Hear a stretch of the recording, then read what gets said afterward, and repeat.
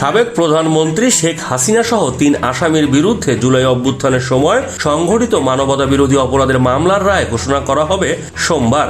এই অপরাধের সর্বোচ্চ শাস্তি মৃত্যুদণ্ড।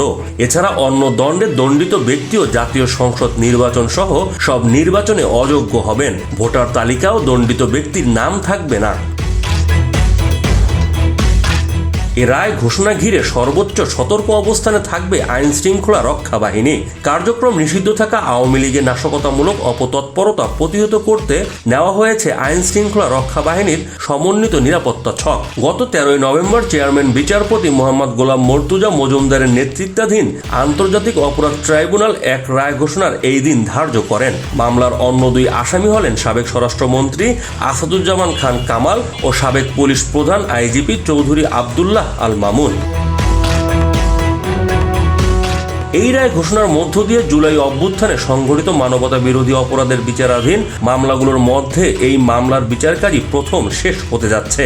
গত 23 অক্টোবর প্রসিকিউশন ও আসামিপক্ষের আইনি যুক্তিতর্ক শেষ হলে ট্রাইব্যুনাল এই মামলার রায় ঘোষণা অপেক্ষমাণ রাখেন। সেদিন ট্রাইব্যুনাল বলেছিলেন 13 নভেম্বর রায় ঘোষণার তারিখ ঘোষণা করা হবে, তবে সেটা হবে খুব তাড়াতাড়ি।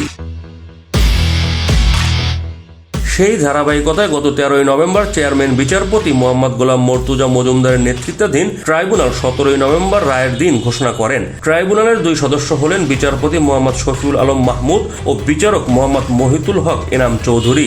রায়ের তারিখ ঘোষণার আগে মামলার একমাত্র গ্রেফতারকৃত আসামি চৌধুরী আব্দুল্লাহ আল মামুনকে ট্রাইব্যুনালের কাঠগড়ায় তোলা হয়।